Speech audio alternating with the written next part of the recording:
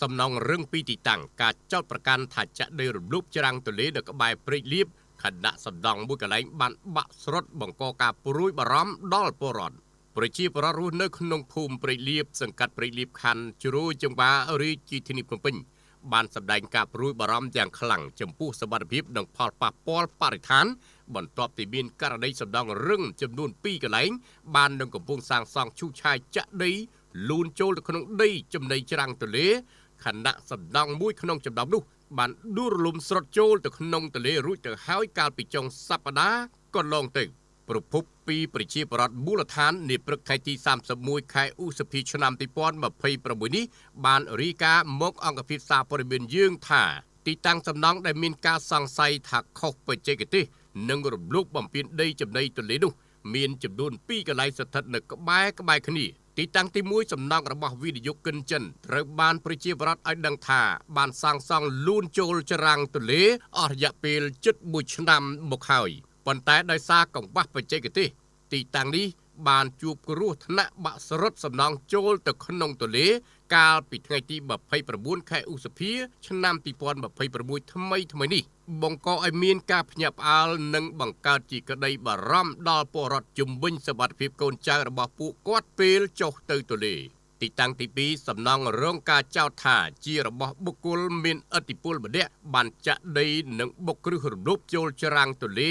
ករណីទី2នេះអង្គភាពសារព័ត៌មានយើងធ្លាប់បានធ្វើការផ្សព្វផ្សាយរាយការណ៍ម្ដងរួចមកហើយកាលពីថ្ងៃទី24ខែមីនាឆ្នាំ2026ប៉ុន្តែរហូតមកទល់នឹងពេលនេះគេមិនទាន់ឃើញមានចំណាត់ការទប់ស្កាត់ឬពិនិត្យផ្លូវច្បាប់ពីអាជ្ញាធរដែនដីនៅឡើយទេជាមួយគ្នានេះដែរភ្នាក់ងារសារព័ត៌មានយើងក៏បានសុំបទសម្ភាសន៍លោកប្រធានមន្ត្រីធនធានទឹកនិងអូតូនិយមរាជធានីភ្នំពេញនាថ្ងៃទី1ខែមិថុនាឆ្នាំ2026តាមរយៈ Telegram លោកចូលមើលហើយតែលោកមិនបានបកស្រាយអ្វីនោះទេរហូតមកដល់ម៉ោងផ្សាយនេះវិញការលើកឡើងខាងលើសាធារណជនក៏ដូចជាប្រជាពលរដ្ឋបានបង្ហាញការកត់សម្គាល់ដោយផ្អែកលើទស្សនវិជ្ជាច្បាប់និងបទបញ្ញត្តិជាធរមានមួយចំនួនរួមមានច្បាប់ស្តីពីសំណង់មាត្រា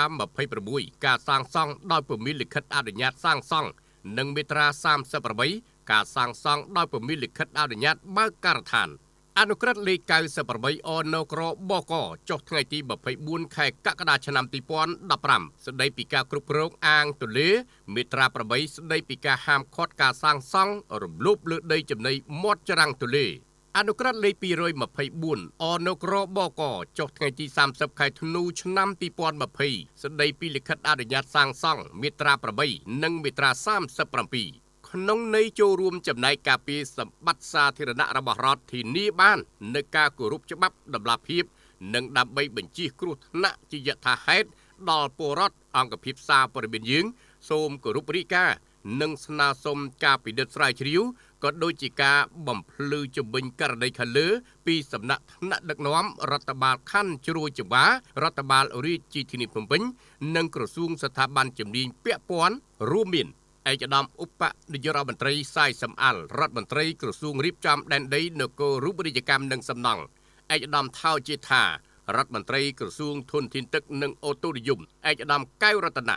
រដ្ឋមន្ត្រីក្រសួងរ៉ែនិងធម្មពលពាក់ព័ន្ធនឹងច្បាប់អនុញ្ញាតលើការចាក់ដីខ្សាច់បំពេញឯកឧត្តមខួងស្រេងអភិបាលនៃគណៈអភិបាលរាជធានីភ្នំពេញអង្គភាពសារព័ត៌មានយើងផ្សព្វផ្សាយព័ត៌មាននេះឡើងក្នុងខឿននៃស្ថាបនាសង្គម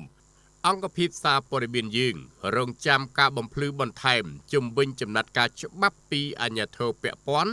ក៏ដូចជាភាគីម្ចាស់ទីតាំងខាងលើគ្រប់ពេលវេលាដើម្បីផ្សព្វផ្សាយជូនមហាជនប្រកបដោយតម្លាភាពនិងតុល្យភាពព័ត៌មានហើយអង្គភាពយើងនឹងបន្តតាមដានករណីនេះយ៉ាងយកចិត្តទុកដាក់ដើម្បីផ្សព្វផ្សាយជូនសាធារណជនឲ្យបានជ្រាបជាព័ត៌មាន